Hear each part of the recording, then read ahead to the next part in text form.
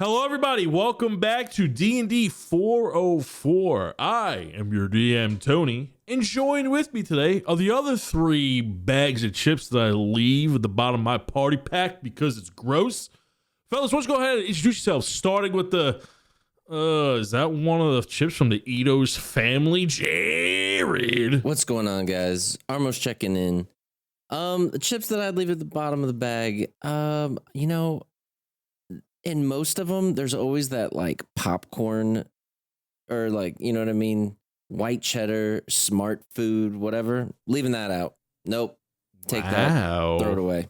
That's bold call. That is a bold, very bold call. I want a chip. Call. If I'm going into a bag of chips, I ain't going for the popcorn. All right, Dan, what about you?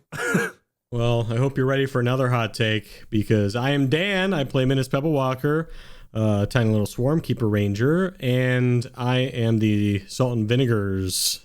Leave those all the way deep buried, probably way at the bottom of the cupboard.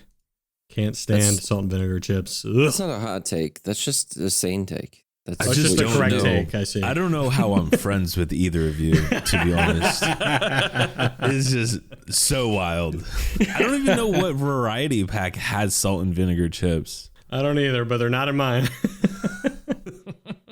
How about you, Alec? Yeah, my name is Alec. I play Drell of the Ashborn, and a chip you can find in almost any variety pack that will be the last one I eat, easily Lay's barbecue chips. I just don't. Yeah, I just don't like them. Full of hot takes today. Like, I'm looking like at my pack, right? It's like, Cool Ranch nachos, the chili cheese Fritos, Cheetos, barbecue, and sour cream and onion. I'm not eating barbecue. Like, that's last. Like, I'm eating everything else on that I just named over barbecue chips. You're fried. You just fried, dude. What about you, Tony? I also have a hot take. I'm gonna say Cheetos. I am not a fan of Cheetos. I don't like dirty fingers, and I don't want to use a tool to eat my chips. Like when people use chopsticks and stuff like that, I leave out the Cheetos. That's a good pick. I literally have these finger chopsticks that I have, and they're clutch. Yeah, I don't. If I want a chip, I don't want to have to use a tool to eat it. But like any chip you eat, your fingers are gonna get like. No, but like my skin is a different color for like the next hour after eating Cheetos. Damn. Like I sort of get Jared's cheese popcorn because like that kind of leaves like a dust. But Jared, that's more because of the flavor, right? Not because of the dust on your fingers. You just don't like cheddar cheese pop or cheddar popcorn. Yeah, I'm not I honestly, this might be even a hotter take. I don't like popcorn. Yeah, that is a hotter take. Honestly, I probably wouldn't have said it. Yeah, that's pretty. We're trying to make this podcast successful. It's so. I think we need to understand the fact that where Jared is from, he doesn't like popcorn. I could throw a football to any direction and probably hit corn, and I don't like popcorn. Do you like corn at all? Nope. That is the funniest fucking thing ever. That is. Yep. Okay, well, you know the deal.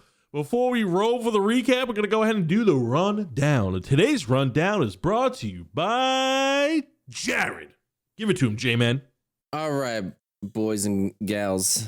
Here's what you got to do. DND404.com. We got new merch up there. If you guys haven't seen it, let me tell you, it's looking spiffy. That's right, spiffy.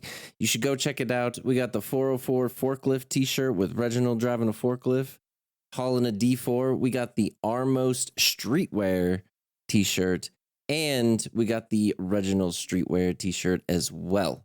Looking fresh, looking clean. DND404.com. Go check it out. Ooh, very clean, very clean. I like it. One last thing before we roll, we do want to thank Sebi in our Discord for sending in the intro suggestion. If you're subscribed to the Patreon in any manner, you can let us know what ideas you want us to do next for these intros in the Discord. So that's a nice little tack on right there. Thank you. I almost let that slip. Thank you so much, Dan, for that save. Thank you. Thanks, Sebi. Some would argue you did let it slip, and Dan covered you, you know? Anyways, let's go ahead and move on with the recap. All right. I see the tension today. All right. I see how it is. Let's go ahead and roll for the recap. When you guys get me to record this early, I can't be nice off the start. I'm drinking my first cup of coffee right now. Also wearing my Bucky's t-shirt today. Can we get a moment to appreciate the Bucky shirt? It's pretty good. Okay. Moment dad. Moving on. Thank you. This fucking Someone ask you what Bucky's is. You know? It's like I know what it is, but Okay. you know, I'm just saying, not everyone knows, man. You know, us A quick California little people Google aren't search. lucky enough to have Bucky's. Yeah, so if you could just tell us what Bucky's is, Tony, that'd be great. it is a. It's like not a lot of people know what it means, so I do, and Alec knows. If you put like a Sheetz, a Wawa, and a Walmart together, that's what a Bucky's is. What And is it's a Wawa? I love Wawa. You have Yeah, Sheetz. Wawa is only East I Coast, only know bro. Sheets because I lived on the East Coast for a few Okay, years. But so Sheetz and Wawa are kind of the same thing. You go in there, it's like good gas station food. yeah, they have like kitchens and shit. Yeah, so that's pretty much what Wawa is on the East Coast. So Bucky's is kind of like that, except it's big, almost like some of them are as big as Walmart's, and they have like their own line of merch and stuff because it's a cute, adorable chipmunk mascot, and they have like their own line of food and stuff. People travel just to eat at them. Real Interesting. redneck stuff, you know what I'm saying? All right. What's your favorite location? Pick anyone on the back of my World Tour shirt. That's hilarious. That's all the locations. Anyway, I'll right. go ahead and roll it. How would you gentlemen like me to roll the die today? I got a good one for you. Okay. It's gonna just keep it simple. You're gonna roll your chair over to that corner over there. Okay, Okay. close to the corner. Get over there. Okay. If I do that, you won't be able to hear me as well. Just so Yeah, you that's know. fine. So I'm gonna Perfect. roll. Perfect. All right. Perfect. Now you Just see keep where we're rolling. going with this. You know Now- what? Yeah, open open the the door. too door much. roll and Too yeah, far. keep rolling. Too far. Too far. Put your chair in front of your books, and then turn. Yeah. Yep. And then you're gonna This is just such bad audio. you're gonna put your wrist out straight and your palm down, and you're gonna give it like an upwards flick without moving your arm. Just a I flick thought of the you were wrist. just gonna say now drop it. Like this. Yeah, but like don't do a full. That's fine. There it is. Who we got? It landed on Dan. It's a 3. 3. Me. There it is. No 3. You know what? He called it. Well, last time we played, we sailed overseas. Thought we were safe on the ocean. Our sloop, it was caught, pierced through the boards. A big old harpoon stopped our motion. Climb high, race up the rope. Don't get hit by arrows on the way there. Don't cry, hold on to hope. As Armos casts a spell, you better beware. Drell throws Minnis up aboard. Pirates all around, they all pull out their swords. You all know Drell attacks the horde. He goes into a rage and rushes forward. The Sid's fired up. Minnis almost drops. Running to the helm, he finds the captain. Minotaur corrupts, charmed, and he stops. But he very overwhelmed pirate captain, who pulls out a tempered bloodshot item.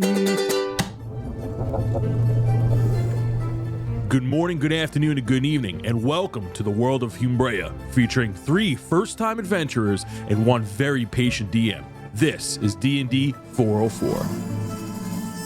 Fellas, boyos, welcome to session 102.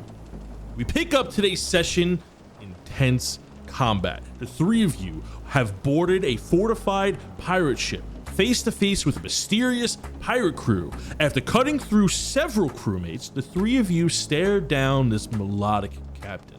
This halfling, although seemingly outnumbered, has a evilish, devilish grin on his face. Minnis, it is currently your initiative. You face down this unknown captain as you were just recently broken free from his charm spell. It seems that the 3 of you have an upper hand. However, the captain seems to be holding something, a red gem that seems to be altered in some way. Minnis, let's begin with you, as it is your action. You jerk, how dare you make me like you? I like people on my own accord. And then I'm just gonna run around down the stairs from the steering wheel. Is there like a proper nautical term for a steering wheel on a ship? It's called the helm. Yes, it is called the helm. Yes, thank you, the helm. Well, I go down the stairs and I'm gonna use my charger feet to dash and hit this guy with a bonus action attack with my rapier. Okay, so you would take an attack of opportunity. Actually, no, you wouldn't because the guy is currently manning the helm. So you would not take an attack of opportunity. And also because I have a Shardland Stride active. That's true. You have a Shardland Stride. I totally remember that. It was a test. You passed. Thanks. And so with a Shardland Stride, I do immediately do some damage to the guy at the helm. Okay. They each are going to take 10 points of fire damage. And then I'm going to take that bonus action attack with my rapier. Okay. Against the captain. Against the captain. That's going to be an 18 to hit. 18 hits. Oh, boo. As I do 8 plus 5 is 13 points of piercing damage with my rapier. All right. What else are you doing? I am also going to hit him with 7 points of damage from Sid. As the Sid jumps off your blade and jumps onto his leathery pirate pauldrons and slaps him as he gives the rock an evil grin. Hit him, Sid! He's a fake friend! And I end my turn. You end your turn and we move, which your initiative is 8, by the way. We now move to initiative 20, a lair action. As the captain looks at you and smiles as he lifts up his hand that is holding this gem. It looks like a solid blood shard, like perfect blood shard. However, there is some mechanical tinkering done to it. Minnis, give me a perception check as he lifts this device up and looks like he's pressing a button on it. Nat 20. Oh, so you see as he lifts up this gem, it is indeed a blood shard, and it looks like it has a metal band wrapped around it. It fits into his palm pretty well, and the gem and this mechanical mechanism that looks to be strapped to it looks like something of goblin engineering. And you see as he looks at you, he goes, "Well, little Minnis and your crewmates have done quite the number on my crew. I can't say that you're more formidable than the three of you have led on in your tiny sloop. However, perhaps maybe we should even the numbers again." And the blood shard begins to glow as you see the corpses on the ship of the crewmates you've slain begin to get up as their eyes begin to glow red and blood begins to drool from their mouth as the cursed bodies resurrect from the dead. I'm gonna go ahead and roll a die here. It'll be 6 crewmates resurrect. They all look damaged. They still have the same wounds, but they laugh maniacally. You see the ones that are still up have like this shit-eating grin as they look at you, and the ones that have been resurrected laugh as they like snap and relocate some of the bones that have been damaged, and like they're covering up some of their wounds. The 6 that were resurrected still look badly hurt, but they're laughing as if this is the first time this has happened to them. And you see that their eyes glow red. And then we're gonna go to initiative 18, which is the captain's turn. As he stares down at you, Minnis, he goes, "Perhaps you haven't heard of me before, little cow. See, I am the dreadful, the menacing, the terrifying Captain Scarrow.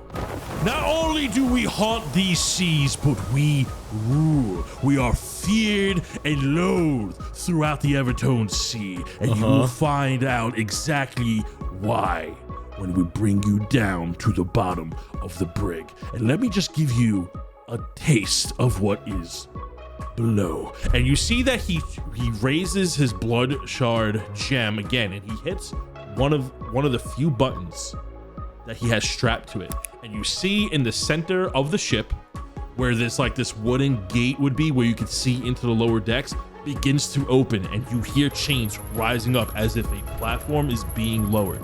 And as a platform is being raised, You see that there's this giant metal cage. And inside is a huge beast.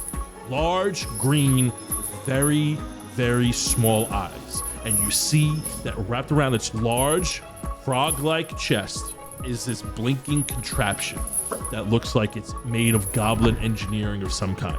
Like you see a giant cummerbund strapped of TNT around its chest as you are now facing a frog-hemoth. A ribbit. It has multiple tentacles again. Nice. You see as this, God damn it.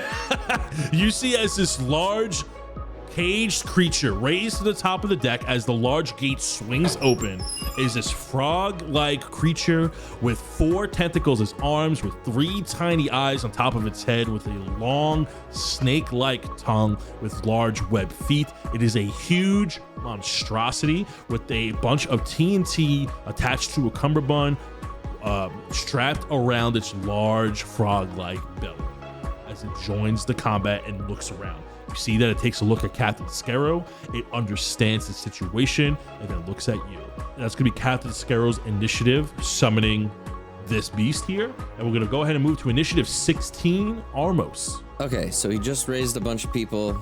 Big guy in the middle. Yeah. TNT on it. Yes. How large is this guy? He is huge. He is considered huge. Yes. Like how many feet would you say? 18 by 15 feet. Cool. Worried that he's going to either blow us all up or start wailing uncontrollably, I'm gonna force cage him and trap the monster in place. Go ahead and use force cage again. Return to the force cage as you trap this frog-hemoth in this invisible cage. And you see that as he like initially goes to move, he doesn't see the cage being activated. He just sees your hands glow, and he's instantly like bong hits the side of the invisible cage and realize that he's like now stuck as he's trying to feel his way out. Not a concentration spell. It lasts for 1 hour. Interesting. Yeah, it's such a bad spot. So I'm staring down what seems to be, what is that? 2, 4, 6, 8, 10 dudes. Yeah, you are starboard bow right now, back up against the railing, looking at 10 dudes, 6 of them that were just resurrected in front of you. I'm just gonna get in the corner of where I'm at and then just prepare for what's about to happen. A beat down? Yeah, because I don't want to go back out on the chain because then I might fall in the water. I'll run at least 30 feet and get near a cannon, which is closer to where Minnis is and the Pirate King guy. So I'm gonna do that. Captain He's a captain. Captain, sorry. We're gonna go ahead and move to initiative 12, which is the frog-hemoth, as he is suddenly shocked and realizes that he cannot move from the very spot because you forced cage him. You see that he tries to use this tongue and he's like blah, blah, and it just slaps up against the cage. You have essentially immobilized him for now. And you see Captain Scarrow gives a little, those who practice the dark arts are truly troublesome. And we're gonna go ahead and move to initiative 11, Drell, as the frog-hemoth is immobilized. So what is happening like up on my side of the ship? Can we just get another little quick rundown? Yeah, so you're on the bow side of the ship. You are 10 feet higher than where Armos is, and you are currently surrounded by 5 of these crewmates that are all attacking you. And you are trading blows with these people. And you were defending them off pretty well. They could not hit you. Yeah, I was dip, diving, dodging, and leaving. Sure. Well, then in that case, I will continue to attack the ones around me, I guess. Yeah, I'm just going to do that for now.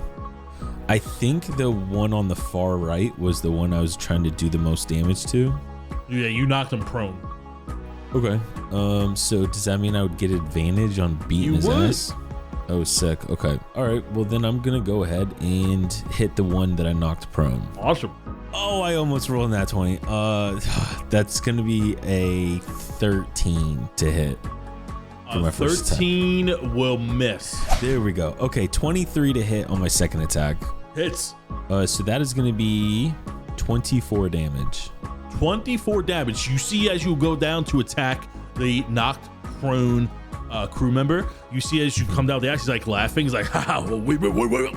and you kill him. I like to think that as he's saying that, I kind of just chopped his jaw off. Yeah, and then some. Yeah. And then I'll use my third attack just on the one that was directly next to him. That's a 28 to hit. 28 hits. That is going to be 17 damage total. 17 points damage. You slash to the one left of it. We're going to go ahead and move to initiative 10, which are all these crewmates. We're going to go ahead and roll for the ones that attack you, Drell. So there's 4 left next to you. One of them hits with a 23. Okay.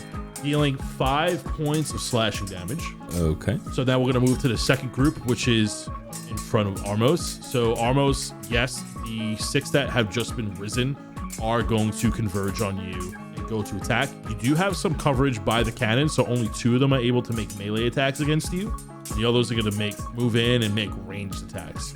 Both of the melee attacks miss as they got an 11 and 12. Woo. Good stuff, good stuff. And then you see the other ones are going to throw daggers at you. You're going to take 4 dagger throw attacks.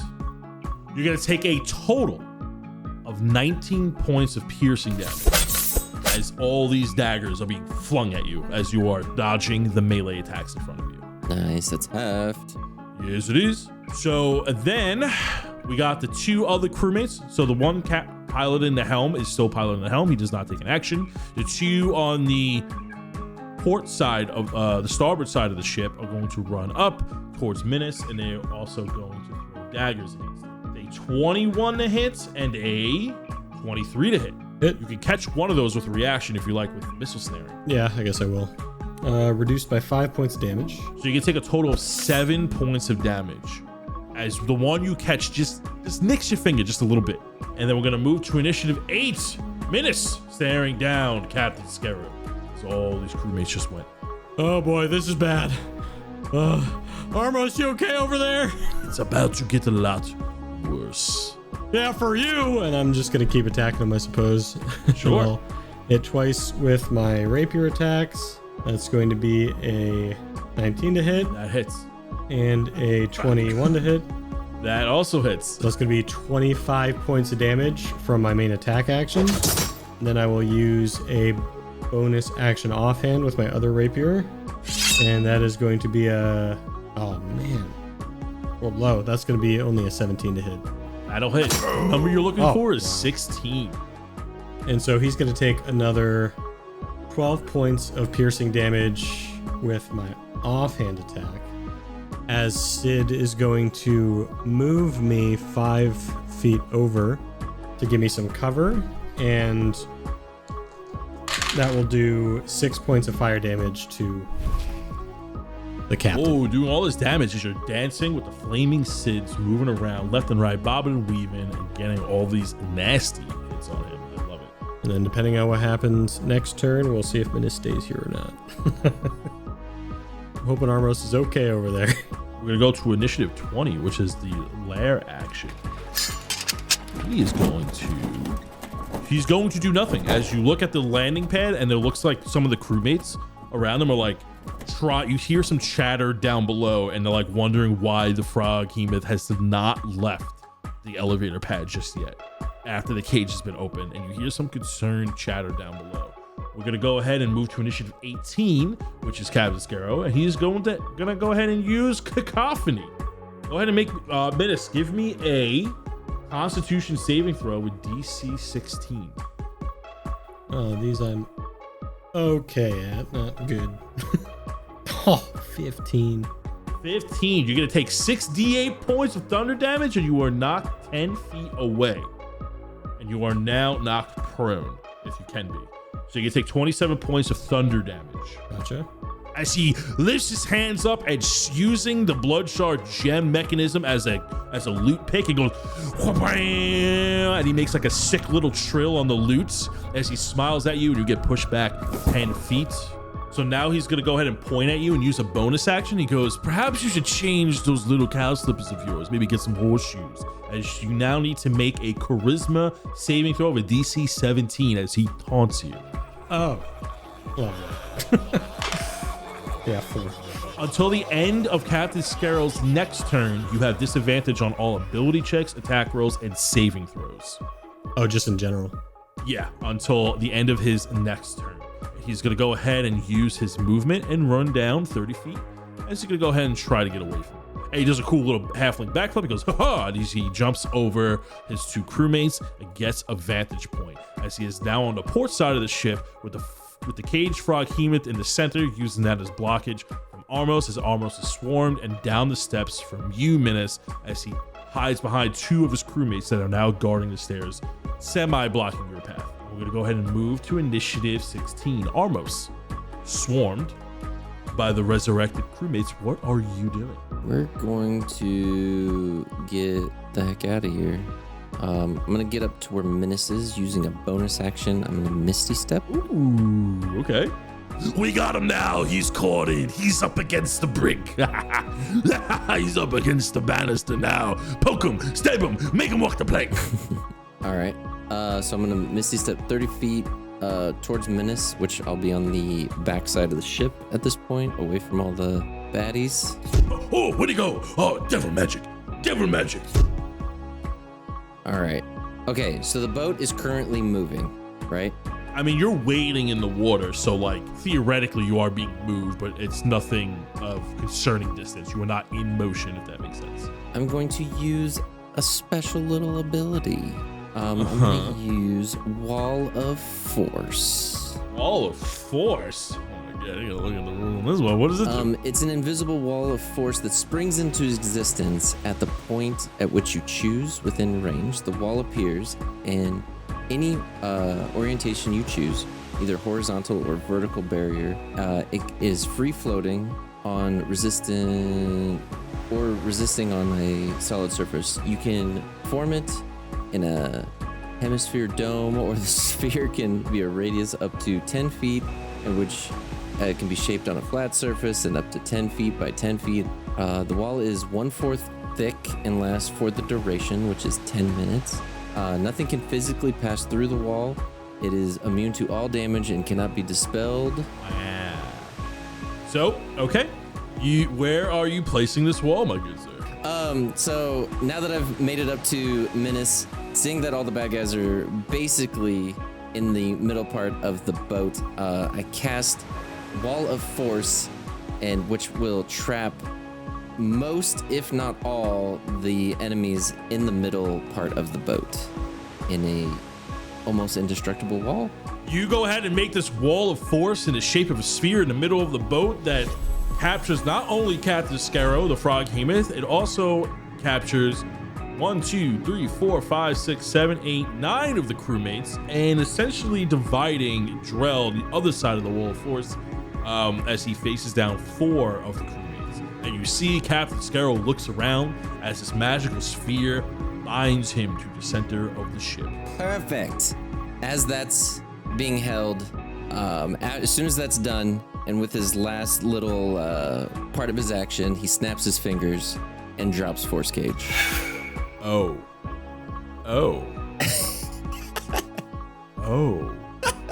Drop Force Cage. The frog Hemoth is now free. We're gonna go ahead and move to initiative 12. You see the frog Hemoth looks around as he can now move and stretch out, the tentacles flails like whoosh. And you see Captain Scarrow looks at the frog, and the frog is like now moving in place. And he looks at Captain Scarrow and he looks at the crewmates, and you notice that Captain Scarrow flashes his device in his hand, and the frog Hemoth was moving forward and then stops in place and then looks at you and charges forward. Boom, boom, boom, boom, boom, psh. Reaches the edge of the wall of force, bounces off the wall. The frog Hemoth is now understanding the situation, but is obeying commands from Captain Scarrow as it looks at you. And you see its tongue constantly goes in and out, from, trying to get at you. You're gonna move to initiative 11, Drell. Well, okay. Thanks, Armos. I yell from the other side of the walls. So pretty much the only bad guys that are outside the walls are the ones that are steering the ship, and then the 4 you're facing that are by me. Yes. Yep, of course. Okay. Cool. Okay. I will just continue down the line then with my axe. Nice. That's a dirty 20. That's I'm gonna use a luck point on that one. That was a nat 1. That's a lot better. A nat 20. Shout out luck points. And then for my third attack, dirty 20. Damn, so 3 20s, 2 dirty and 1 nat. I like that. Go ahead and go down the line. Okay. Should I just add up? Can we say that the cleave rule's in effect here, or can I just add, like, I guess? Yeah, I'll say the cleave rule's into effect. Yeah, absolutely. Yeah, this would totally be a situation where the cleave rule would be. Okay. Because you're like surrounded and you have a giant great axe. Yeah. Okay. That is gonna be 48 damage. 48 damage is actually exactly what you need to kill that one guy. Okay. Perfect. You go ahead and you attack the guy to the left, and with dealing 48 damage, he is now cut down. And I look at the one next to him after I just killed the 2, and I just say, "You're next, buddy." You see the 3 like look at each other, and then they look back at him. It's like, well, as long as our captain is alive, we cannot die. One of them has like a really nervous laugh. Yeah, you don't sound very confident. We're gonna go ahead and move to initiative 10, which are the bandits. So the 3 that are still alive are going to attack you. One of them gets a natural 20, and the other one gets a 24. So I would like to use a reaction, and that is going to be for the one that hit the 24. So I just need to roll a d8. It has to be higher than a 1. It is a 4. So my AC is 27. So only the nat 20 hits.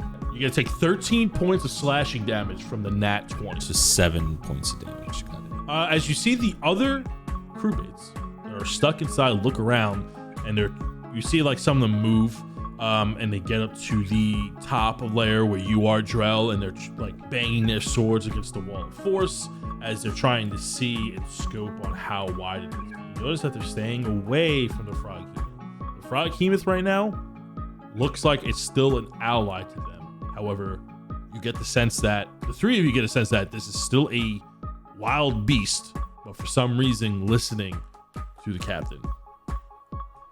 As we move to initiative 8, Minnis. I don't know exactly what you did, Armos, but good job. I suppose I'll commandeer the ship. And I run up to the top, and we'll start attacking the pirate at the helm. We're just keeping the ship steady. We don't want to sail off course now, do we? And you see that he takes out a scimitar, and he's like pointing it at you while meaning the helm with his other free hand. Don't worry, I'll keep it steady. Hiya! And the first gets hit by 9 points of fire damage. Yep. And then is going to take, hopefully my attacks, disadvantage. 15 to hit. Hits. I'm assuming that. Oh, the hits! Yeah, 15 is the number on the bandit. On the crew. Very lucky. And the second attack of that action is not going to hit. So the first attack will hit him for 10 points of piercing damage, and I will just try another bonus action attack, and that'll be a 24 to hit with the bonus action. That's nice. As he takes 10 points of piercing damage plus It's looking very bloody. 2 points from Sid. You handle that sword quite well. Why don't you join us where the numbers are? Before you join us, I suggest you stand down. And I end my turn. I'm already bounded. He gives you a arm. I would go back to initiative 20.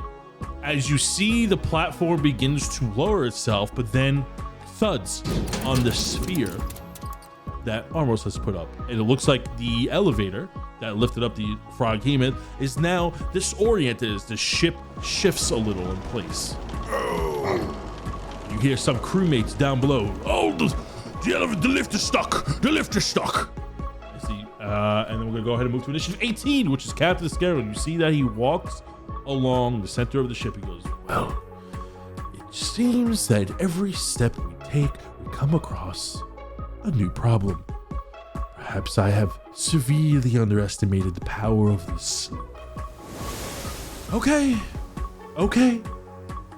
I guess we'll just have to wait. But you see that he raises his hands as the loot that is on the sling slowly is now hanging around his shoulder. How about a truce? 3 of you board your ship, head the way you were going, and we go back upon our business. We have clearly met our match. We didn't realize we were such capable sailors today, such magical ones. Any card player would know when to hold them and when to fold them. And today I would like to offer a truce. Can we do insight checks to see if he's telling the truth or not? If he sounds sincere? Yeah, everyone give me an insight check. Drell, give me an insight check with disadvantage because you are currently trading blows. I got a 15. I don't even want to roll because I'm not going to bargain with the guy or care. You refuse to make an insight check, Drell? It's a 5. You think he wants a truce. Minnis, as you're trading blows with the man at the helm, you see that the way he's holding up his hands, you think there's somewhat of a sincerity there. However, his red eyes may suggest otherwise.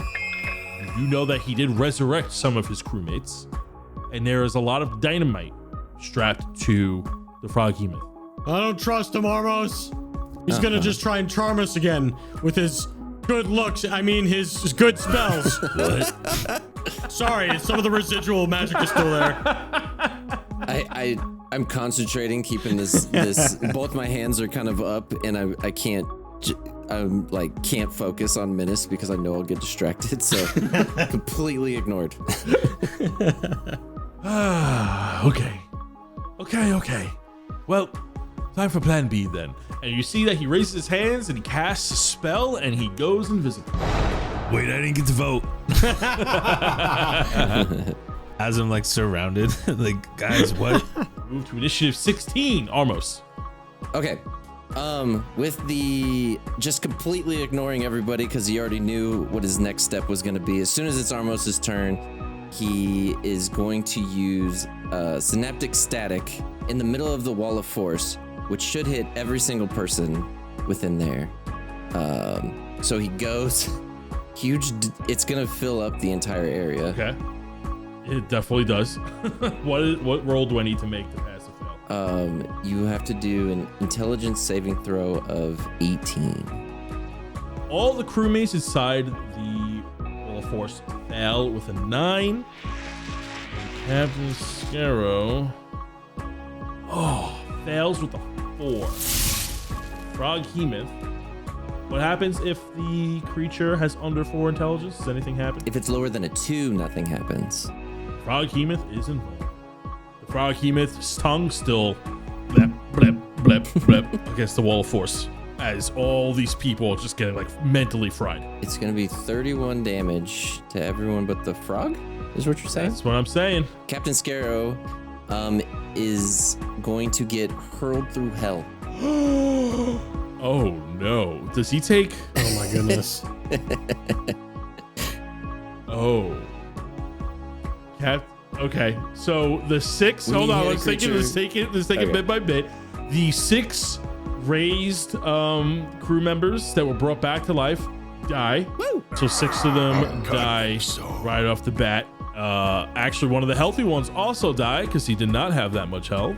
And these 2 are really hurt. The ones that were on the staircase blocking Minnis's path. And you see Captain Scarrow snap out of invisibility from the pain and go, as he holds his mind and then boom, gets suddenly shifted through hell, taking an additional what? 30 damage. What kind of damage? Psychic. He does not return until the end of his next turn. Of your my next next turn. turn. Okay. As he passes the demons that you summoned and is currently suffering agonizing pain. Oh my god. Armos is getting really good at this stuff. Gonna move to initiative 12 as this frog is like looking around, just sees all these crew members drop, and he like wanders over. And you see the tongue come out, and just one of them gets snapped in, and he starts to eat it. Oh. And then we're gonna move to initiative 11. Drell. Well, Drell watching that is intrigued now. He's like, what the heck is going on? Man, it's so hard. I'm trying to figure out what to do. Because I feel like fighting all these people are like at this side of the boat. The captain just can bring them back to life. It's super useless. But I'm just gonna do it anyways. So I'm just gonna, for a third turn in a row, sorry if this is not good podcast, but I'm just gonna keep whacking away with my axe. Go ahead and make attacks. Unless you got 3 crewmates in front of you. It's a 16 to hit. Hits. It is going to be a 23 to hit. Hits. And a 12 to hit. Hits. Oh, interesting. Okay. You notice that on the 12, where you go to hit him, he is motionless. The red in his eyes are fading. Oh. He does not react to you being hit, as if there's a connection loss of some kind. Oh, that's interesting. Lights are off. Lights are off and no one's home. Oh my God, how did I do? Okay, I did 55 damage. I rolled so much better than what I did when I got 3 attacks with a nat 20. Yeah, 55 damage. 55 damage. That cuts through the first one. Second one is going to take the remainder of that damage. You deal an additional 20 points of damage to the one next to it. Does he look unfazed as well? You're slicing through them, but they're not reacting to you. It's like their eyes are flickering red. All right. I think I'm just gonna yell back to the guys. I'm gonna say, hey, something's weird. Something's happening. These guys aren't really reacting to anything I'm doing. And I'm literally cutting them in half. And I look at the one I just killed and he's like actually chopped in half. His body's slowly sliding to the floor. I like kind of slip in his blood real quick and then I re-steady myself. I'm like, it has to be something with the captain. The captain's not here and these guys are like not like paying attention. Can I and since I'm not moving, can I use like a perception check on the ones he raised from the dead behind me? They're all dead. Armos killed them. Oh, perfect. All right. Great job, Armos. And I give him a thumbs up and then that's it. He completely ignores it, eyes red, concentrating on this spell. Oh, all right. Sorry, dickhead. Jeez. And yeah, no, that's my turn. We move to initiative 10, which are the crewmates, and you see that all the crewmates do not move. As you see some of the blades even drop, but they are motionless. And then we move to initiative 8, Minnis. Okay, weird. And I like push the guy over at the helm. Go ahead and push him. You do not need to make an athletics check as he stumbles over. Huh. Okay, hey guys, I got the helm taken care of. Is there something else you want me to do? Get the boat disconnected. Okay. Yeah, is there a lever I can see that disconnects the boat outside of the wall? One of the cannons next to the boat which is kind of actually being blocked by the wall of force, is attached to your boat, like a harpoon that's crashed into it. Yeah. So you would need to like find the cannon. The cannon looks like it's on one of the lower levels. I don't know if I can get down there, Armos. He's back to concentrating. Okay, cool. Armos is serious right now. He's so mad. I'm just gonna use my action to tie up this guy and start manning the helm. Yeah, you're able to bound him up as he is just not responsive. And we're gonna go ahead and move to initiative 18 as Cactus Carol's. We're gonna go ahead and move to initiative 16. Armos concentrating. He wants to, the ones that are to the north that are still alive, with my other hand and not taking my eyes off the frog monster, I just wave my hand over to my right and then just point to a creature that I can see. Within his head, bells start filling the air around for a moment. The target then has to do a wisdom saving throw. I'm doing Toll the Dead. 18. Fail. Okay, so I get to roll, in that case, since he's been hurt, I get to roll 3d12. So it does 23 damage. Yeah. All right, sweet. And still remaining, keeping eye contact, I move, as soon as I hear a splat from within the circle, I move my hands both back to focusing and concentrating on keeping this sphere up. As Captain Scarrow now returns to the spot where he vanished from, and he's heavy breathing. Like, he's looking around, and he sees like his crewmates have died, and the frog is eating one of them, and like going from body to body as we move to initiative 12, which is the frog Hemoth. And you see that he eats one of the bodies, and he goes over to the next one and swallows it whole, as that's what he's doing with his turn. And we're gonna go ahead and move to initiative 11, Drell. Okay. I am going to just 3 of them are dead. I only have 2 left, and I'm gonna just try to finish killing the last 2 since the captain has arrived. And I'm going to continue to just start hacking away. This time I am going to attack recklessly onto the one I hit for like 20 health last time. Roll a hit. Thank God I'm attacking recklessly. So the first one is oh my God. Okay, attacking recklessly did not help. That's only a 13 to hit. That misses, as when Captain Scarrow came back, you see that all the crewmates have regained their consciousness. Yeah, that's exactly what I thought. Okay, so I'm going to do my next attack, and that is a 29 to hit. Hits. And then my last attack is a 28 to hit. Hits. That is only 24 damage. 24 damage is just enough to kill the one that's... Nice. And then I will turn to the last one, and I'm gonna point to the other 4 I've just murdered over my last few turns, and I'm gonna just say, you can either jump off the ship, and I point to the ocean, or end up like one of these guys. You get to pick. And then that is gonna be my turn. I trust my captain to bring me back. He can't bring you back if you don't have a head. That's not true. You should have seen Larry last week. He did not have a head. Yeah, he actually might be able to. It just sounded a lot cooler. We're going to go ahead and move to initiative 10, which are the crewmates. And that one in front of you is going to go ahead and make an attack at advantage because you attacked recklessly. And he's going to... 22, which is still going to miss. Reaction. And I'm just gonna hit him back. Good. It's a 18 to hit. 18 hits. Adding 13 damage, I just uppercut him with my axe. Cross counter as the one in front of Minnis is now bound and tied up. He's like, what happened? I just blinked and all of a sudden I'm tied. Give me back the helm. Give me back the helm. As he yells at you, Minnis. And then you see the other ones inside the wall of force look around in confusion as they are muddled. Actually, there's only one other crewmate left. And then the other one is going to try to climb up here and is going to try to attack Armos, as there's still one outside the cage. With a dagger, haha!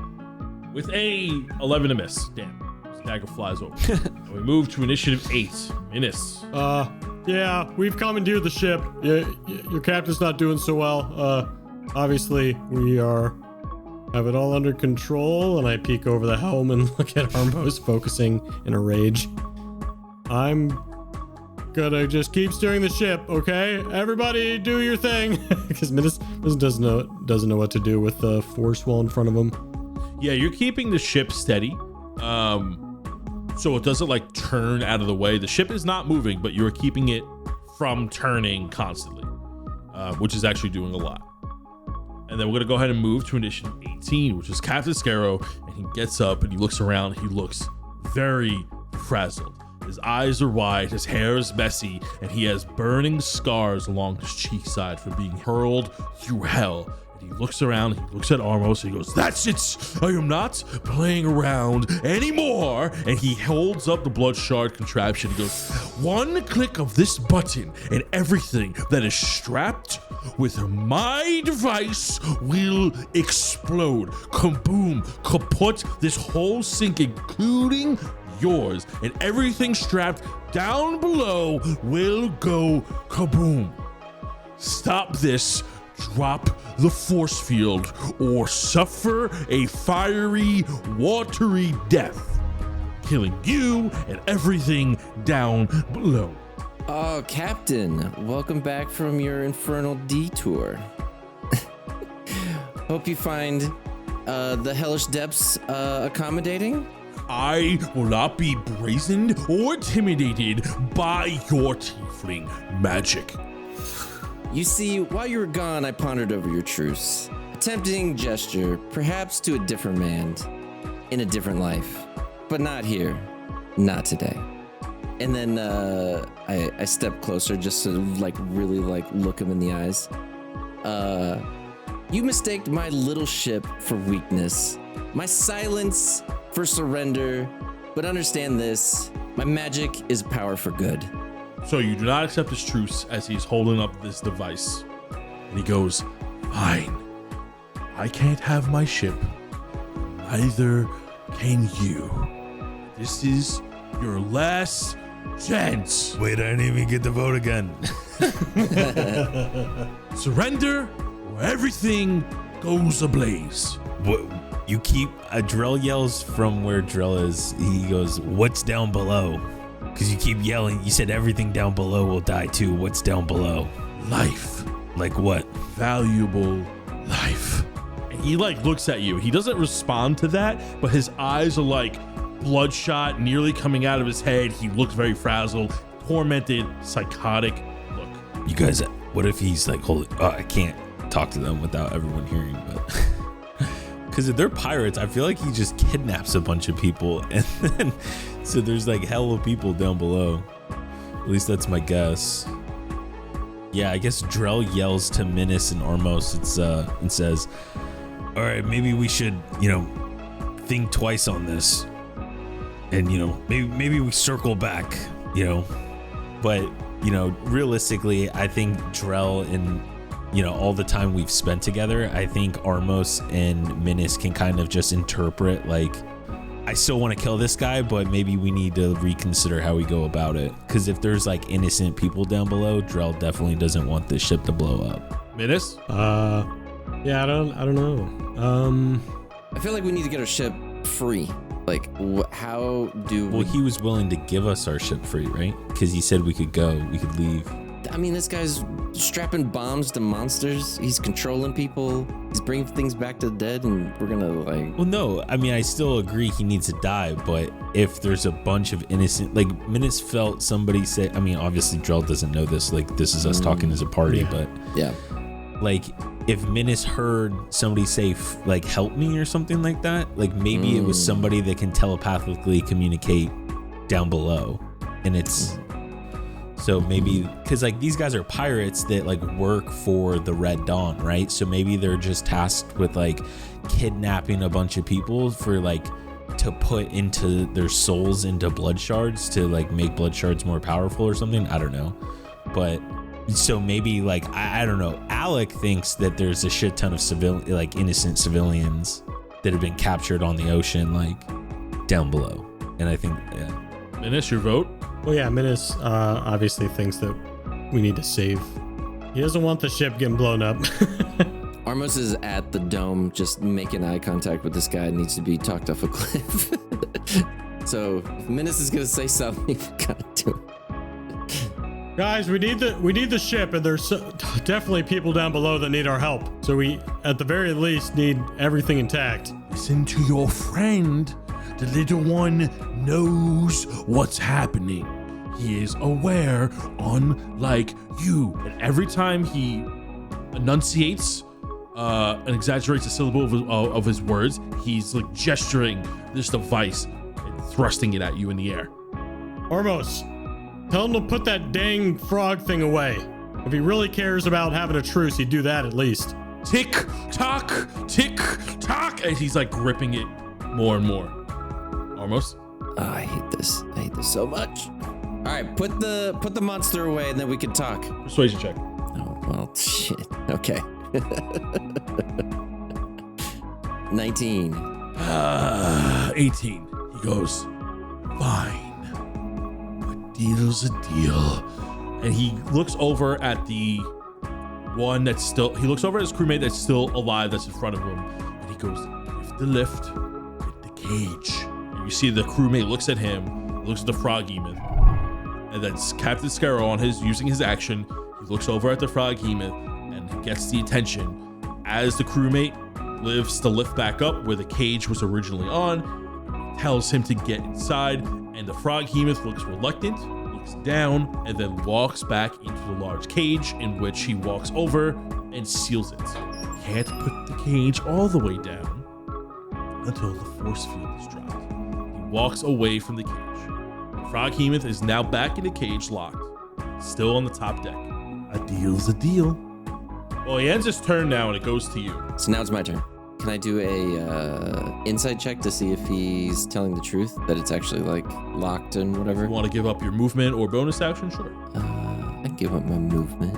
I got a 16. He's looking very frazzled, and you look like he's about to follow through with his threat if you don't do what he says.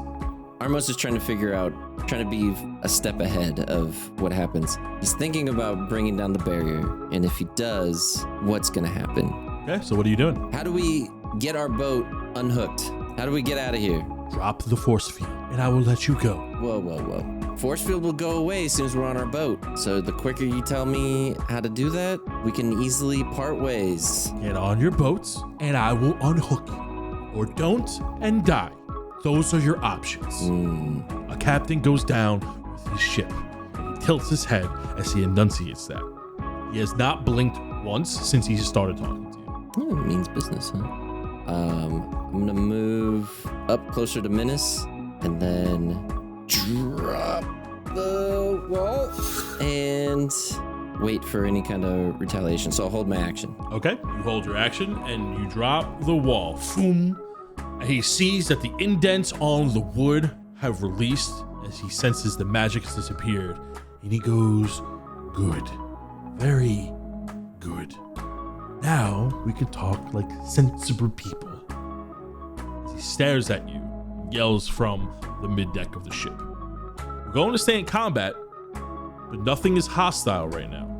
So staying on initiative, you see the froghemoth is stuck in a cage and skips his initiative on 12 as we move to initiative 11. Drell, you see that the crewmate is hesitant, but has sensed that we're at a standstill. What are you doing? Oh, God. I don't know. I kind of just want to kill this last guy. You are at a standstill, and he has offered a truce, and Armos has taken it by dropping the wall of force. I know. You know that there's crewmates below you. It's a very tense situation. So can I like yell to him? Who's down below the ship? The rest of my crew, and you if you don't leave. As a sign of goodwill, I take the ropes off of the guy I tied up. I'm like, all right, you can man the ship again. We're under a truce. Yourself. And I walk away and put my Ashardalin stride away. We're gonna go out of combat for now. We're gonna keep the initiatives if something were to arise. But it's a very tense moment. We're no longer in combat for the time being. As you see, Captain Scarrow is in front of the cage of the froghemoth and is holding up his device as he's looking at the three of you. What are the three of you doing? You're not in combat for the time being. Oh, you're a pirate, right? You like bartering? Bartering is within our wheelhouse, sure. Yeah, I got a little psychic connection, we'll just say. Someone was calling out for help under your ship. Maybe you show me below and I can trade you some of my goods for some innocent civilian you don't need. What lies below is nothing of the civilian nature. Monsters, monstrosities, undead. All at my beck and call. So I heard, I don't remember exactly what we heard when I came in. Just someone calling for help? You heard the words help, but it sounded like you don't know the language. You heard a telepathic message being sent to you in a language that you don't know what language it was, but you did understand it. But what it sounded like trees moving within your mind. Some type of nature-y-esque feel to it. As if a tree was talking to you. So if this is all your crew and all your shipmates, then why are you so willing to just blow everybody up?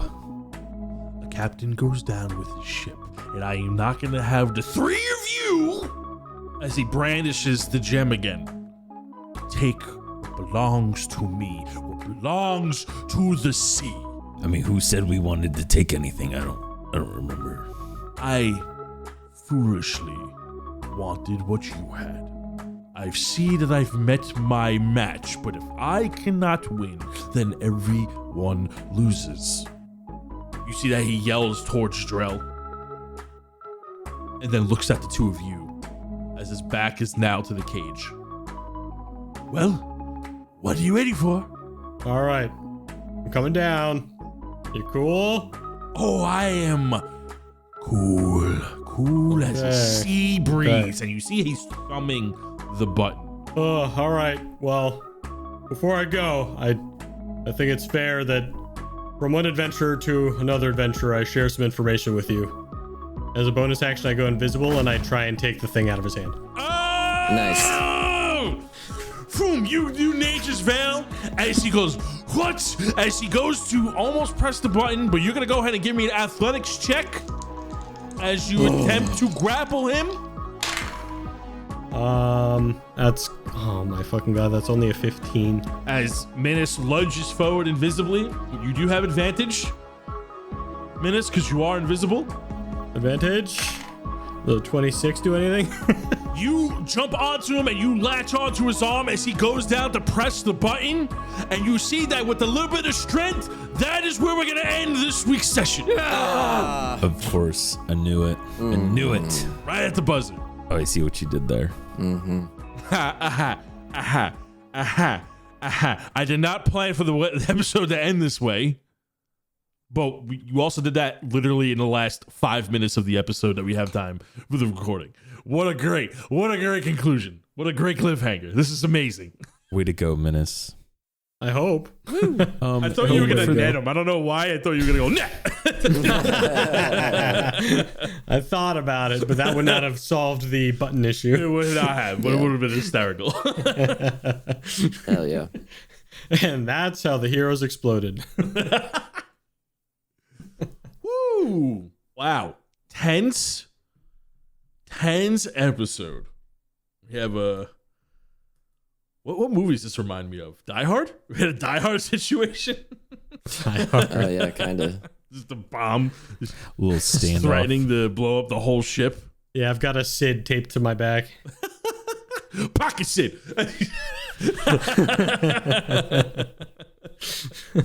Oh, good session, but we'll find out. I have his role written down. We'll see what he gets in the next session. Yeah, and I don't know what he's like, what his stats would be as a pirate bard, swashbuckler, or Swashbuckling pirate king in space? Yeah. yeah. So I don't know if he's got a ton of strength on me or not, or if it's all dexterity. So who knows? He is a halfling. He is your size, which makes this a little bit funnier, actually.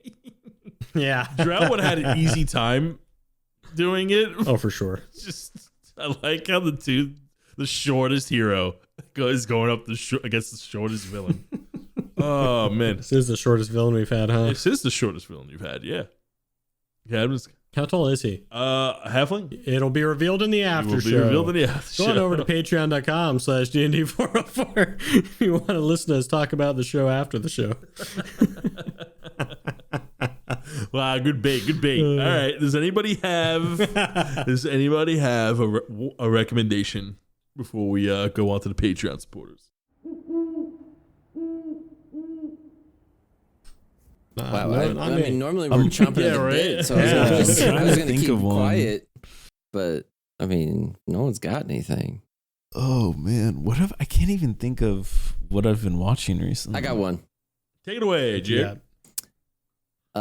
If you're into board games, let me suggest Dune Imperium. Oh man, it is super fun. You can play it on Steam. It is kind of, I think it's like $30, something like that. You can play online. You can play against other people, and it is a really good time. If you like the thinking 3 steps ahead type of gameplay, it's for you. But I love the pitch, Jared. I love your pitch. So yeah. Hey, person who's listening to a podcast about board games, you like board games? Hey, I got the board game for you. it isn't. I would say it's not for everybody, but it is a like you have to think 3 steps ahead, and every move you do in that game matters. It's crazy to see what you can do. Is there a popcorn bucket that comes with the board game? You know what? You can make that happen. You can Might make that be happen. interested then for my popcorn eating needs. All right, let's get carried away. All right, we're going to go ahead and go into the Patreon supporters. Thank you for love, support, everything in between. And we'll catch you next time. Say goodbye, everybody. Bye. Goodbye. No truce. Down with the ship. Welcome to Novo's fantastical all-you-can-eat buffet, where meals and magic live harmoniously as one. One bite of my food, and you'll be screaming, "Whoa! I can't believe it's not conjured." Let's seat our first guest, the Shadow Smugglers. Table for Dread, table for D-Dread. We have your iron reinforced table with hard pot extension ready for you. We understand at Novos that Shadowfell elementals get hungry too, and we shall accommodate with a hot pot fire soup with a nice creamy and spicy Pavono milk base with a shadow cooked ramen al dragon dente. Mwah. Perfection. Our next boot is for Alara Dawnstar. Alara, please come see the server when you are ready. Also, this meal is covered. We understand that your last dining experience had a bit of a snafu, so to say, when your last table was suddenly kicked in half while eating your snapping turtle escargot. A strange occurrence, if I say so myself, but nonetheless, your meal is on Novo. Enjoy! Next, we have Reese. Table for Reese. We have a table for Reese. Please come see your server. Also, you have been warned last time to not skip the line when filling up your plate. I've seen you teleporting around and jumping ahead. Please be mindful of our other. Yes, I understand you have a giant to feed, but others have giant appetites as well. Consider this your final warning. Our last VIP booth is ready. Julius Kendrick, please see your hostess when you are ready. Also, please keep in mind that you are thin ice as well, Mr. Kendrick. Please do not grab the entire tray of King Dragon crab legs and trying to reanimate them into your undead army. I told you last time that once something is cooked, its soul becomes a part of its flavor. Stop trying to bring my food back to life. Let's go ahead and seat our next party, the Bloodshot Bandits. Mugen Unthil, your table is ready. We have also brought over a booster seat for your pet fox as well. Please keep an eye on them, as some of our other guests would like to not have animal hair in their food. Not me though, I consider it a season. Next we have, security! Security, Artemis! Artemis! Those jazz bandits are at it again. Get rid of them. Oh, thank you, Artemis. Those pesky jazz thieves keep trying to sneak out all of our Butter Bay Bluefish biscuits in their brass instruments. How annoying. As I was saying, our next guest is Rommel. Your table is ready. And so you know, our salad bar is open as well. We appreciate your suggestion during your last visit, and we are here to accommodate. Please enjoy a good burial on Novo. Sly, calling for Sly, your table is ready. And just so you know, I know you're using your changeling appearance to appear younger to get those kid prices. And that is strictly prohibited. I will not be caught off guard again. And please, please, for the love of Bahamut, do not drink straight from the ice cream fountain. Use a bowl. Tana Smith. Next, we have a table for Tana Smith. And yes, to answer your question, we do have all-you-can-eat Dwarven Dwagar barbecue. Please enjoy our exclusive isopod menu with variety of stone sauces to cook your food with. We have also added our new array of deep dragon steaks to the menu as well. Enjoy! Our last Bloodshot Bandit is Warden with a mighty appetite to boot. Your table is ready as well. Please enjoy our new expansive dessert bar with new sweet treat items to try. varying from our decadent chocolate Minotaur milk cakes to our wonderful moist tiramisu, an endless ice cream bar imported from North Chilis as well. Now let's go ahead and get our Cincinnati College alumni situated in the party room, calling Andrew Hall, Patrick Wennerstrom, Robert Crisp, Saint Chaos, and Sergio Rodriguez. The party room is ready. In addition to a private buffet, we also have blown up the bounce house at your request. Fear not, we have placed an anti-magic barrier within the bounce house to stop the pesky pranks of Saint Chaos. Robert Crisp, there is extra bread at your request when you made your reservation. Patrick, Andrew, and Sergio, we have left you with some extra napkins along with our custom Novo bibs for your lobster devouring pleasure. I hope the 5 of you enjoy. And last but not least, Humbraya's Heroes. Table for 7 is ready, calling Man with Glass, Gluttony, John Corral, Johnny Tar, Odie Mel, Tom Tully, and Will Miller. Please join us in the Armos Castle Dining Hall to enjoy your meal alongside with some entertainment. A man juggling stones. How exciting! That's it for this week's Patreon supporters. If you would like to be added to the list of faithful supporters and heroes of Humbraya, please go ahead and check out our Patreon. Our link is down below. Have a great one, and we'll catch you next time.